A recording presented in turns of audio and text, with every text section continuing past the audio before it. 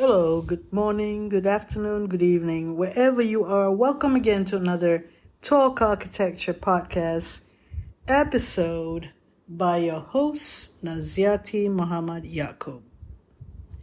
We continue the discussion on the Bauhaus and how it had influenced current architecture education and practice. In the last episode, we touched upon points made from a video on the pioneers of modern design linking to the Bauhaus. The reason we want to bridge the gap between part 1 and part 3 with part 2 to get a good grip of how we need to look at the questions we posed. What is the Bauhaus? So we got that in part 2, and now it goes straight to architecture education and what it is not doing. If Bauhaus is not influencing architecture education now, as in the spirit of it, in the essence of it, in the core values of the Bauhaus, what are the things that's influencing architecture education now? The fascination with technology and what technology can do in terms of the tools, the changing of from manual drawings to digital drawings, enamored in essentially with it is the problem that is causing architecture education not to fulfill its role in the whole education of the architect. Now, that is one aspect which, in a nutshell, touches upon the very core of what architecture education is about, which is the design studio, the integration from the assimilation of knowledge of different aspects of architecture, structure, construction, material science, environmental science, graphic design or graphic communication, skills gained from architectural criticism, history of architecture, and so on, is encapsulated in the learning of the architecture graduate at the design studio. The design studio work will illustrate whether we are competent or not, whether we are made of the stuff that is required to be the architect or the architectural designer. Now, the design studio was created, was imagined, and was practiced by the Bauhaus, where all the disciplines of artist, architect, and design comes together. If you were to browse what modern design is, these are the disciplines that make design. I'm looking at modern design classics of our time by Catherine McDermott. And here you include fashion, you include architecture, interiors, furniture, lighting, homeware, products, transport, type, packaging, advertising, communications, future, what we will bring in, especially technology. You include all that as part of what modern design is in the 20th century. The book was essentially published before the millennium, and that was 25 years ago. things have progressed. But have they kept to their word? What is the relevance of the last century to this century? Do you throw out the baby when you throw out the bath water? Is essentially the question here. When we talk about architecture education, where is the Bauhaus? Principles of design in architecture education. Is it relegated to the end zone? Back to the design studio. What is the main thing about the design studio? And the main thing is clear. That is the design process. And when we mention about manual drawings, one of the baby that is thrown with the bath water, then we consider that we are lost. We are lost in architecture education right now, and we need to go back to basics.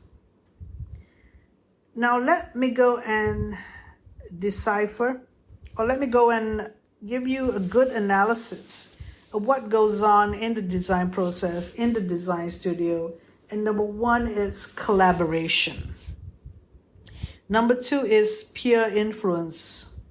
And we're not talking only students of architecture influencing each other or the studio tutors influencing the student of architecture. We're talking about conversation and dialogues out there by the architecture community. And then the third one is mentoring per se. The mentoring aspect of how one is guided. So these three things happen in the design process, in the design studio. Essentially, the Bauhaus, with the characters that we mentioned in part 2, Paul Klee, Kandinsky, Moholy-Nagy, Gropius, and others. We talk about these characters and how they develop the curriculum. Now, well and good, this is being discussed, and would like to put aside the sentiment that Bauhaus is obsolete in the last century. Why are we picking up the Bauhaus? We're talking about what is not influencing. Why is the Bauhaus not influencing now? What is influencing instead? So this idea that architecture can work itself out because it's in the construction industry, architecture has no, it doesn't need to look to the past. It's now evolved into a service industry and you service the client. But architecture as a discipline, as similar to engineering as a discipline or medicine as a discipline, where you have essentially some education that is necessary to still be there and not to be thrown out like the bath water. And let me be clear that functionalism, yes, which had occurred when the Bauhaus started in the last century, in early last century, is something that needs to be expanded with regard to the technological advancement, with regard to development in architecture and planning and so on. Now, one of the problems with architecture education is placing architecture with certain discipline that has nothing to do with creativity. There we said it all. The problem with architecture education is placing the School of Architecture in faculties that have nothing to do with creativity. What does, shall we say, quantitative survey, planning to a certain extent of its urban design, what does these professionals, building surveyors, estate management,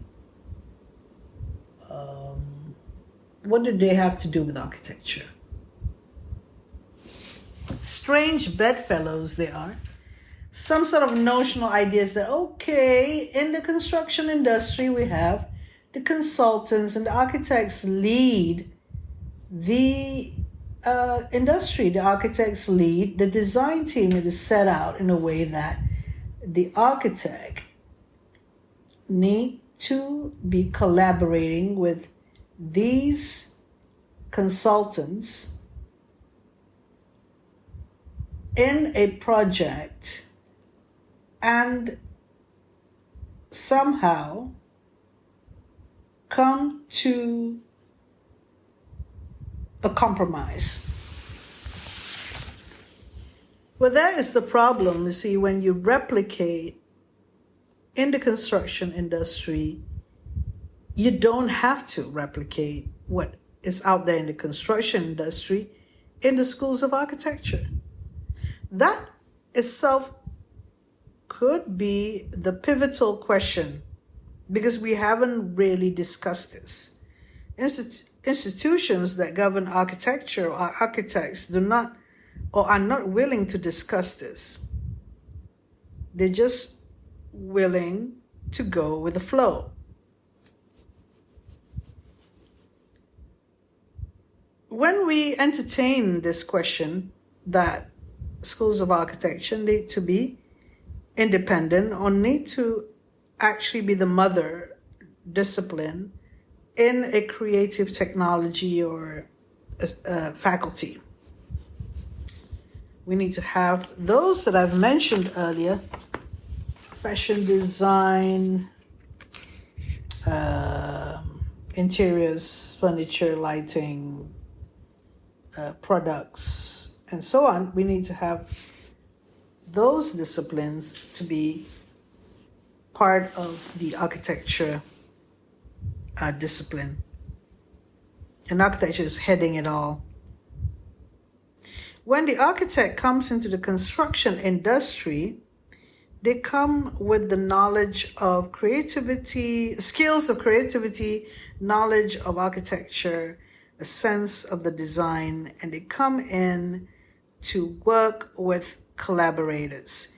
Now, why I want you to entertain what I'm about to suggest is because we need to unpack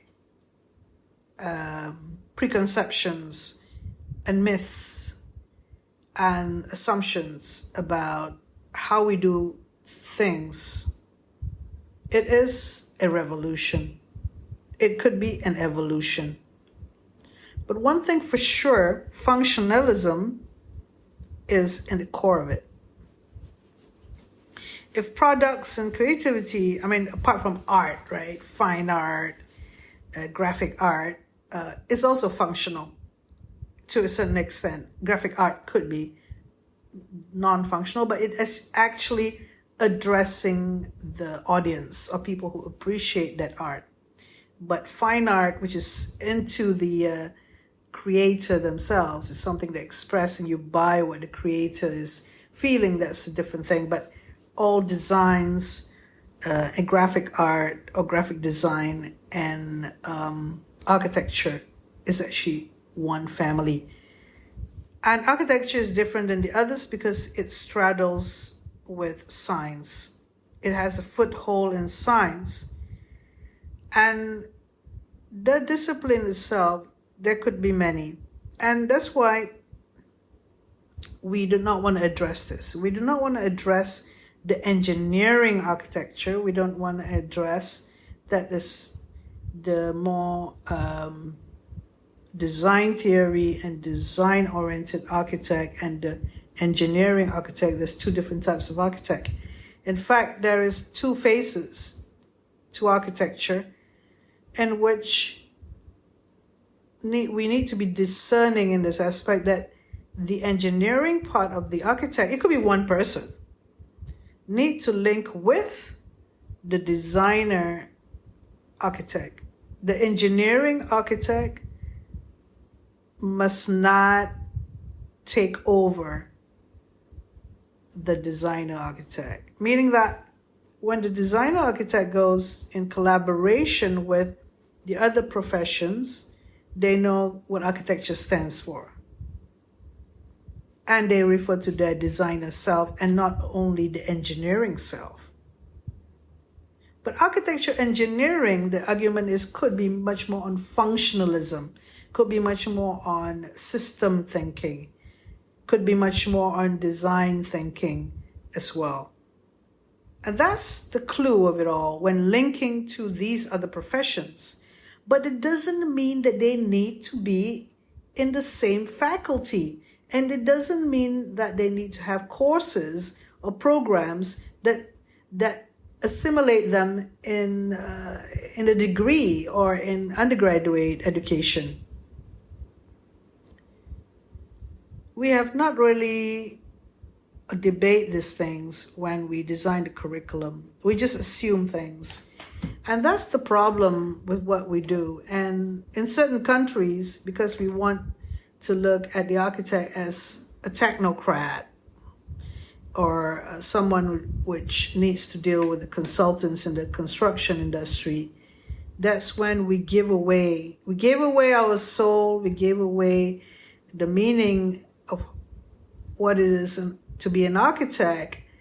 We've given away ourselves, we make compromises, and we're losing out.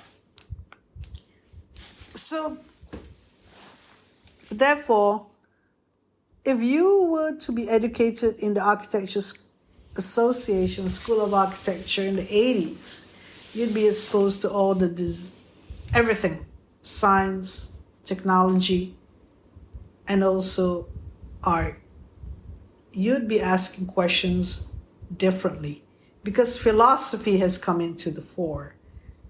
But philosophy is not even in society in some countries like I am in Malaysia. There is no philosophy course in any of the universities in Malaysia. But that doesn't mean that we need to sell our soul. Theory and philosophy is deemed to be a course or a program that is not really being seen as something that's important to study. And even if you teach philosophy, you're teaching more theory rather than philosophy. And even that, you can't actually see the evidence in the design studio where it's more of engineering. And it's not functionalism. It's, the angle where engineering comes in is from engineers. It's from the other disciplines, the other professionals in the building industry or construction industry. Is from the quantitative surveyors and planning and, for example, planning and regulations and the whole process of designing and building. That's how we practice it. We didn't ask questions about it. When you start asking questions, it's when you actually try to protect the essence of the architect, the essence of what architecture needs to be, so that society can actually gain from it. When society gaze at the role of, or have a view of what the architecture profession is and how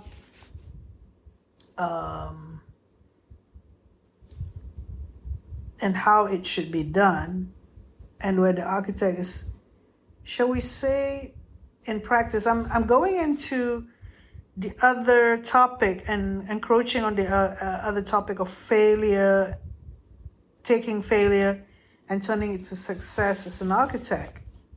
I'm talking about what society needs to do with regard to architecture. I think in certain countries there is respect about architecture design, but in some countries there's less respect about architecture design and the architect. And it shows with how, as a licensed architect, it's so difficult to put your foot down on terms of the fees, and you lose out because you compromise. The profession has compromised itself from the beginning So you need to compromise in what you earn because the value that is put on you is less. Architecture design and its framework of how you get your monetary rewards or remuneration has been compromised in some countries which do not protect the architecture profession.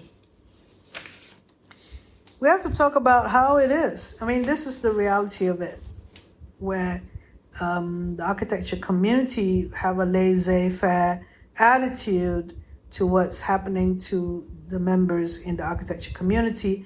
And those who are trained in architecture need to find themselves. So it's not helping. I mean, those who really want to pursue traditional architecture goals or being a traditional architect,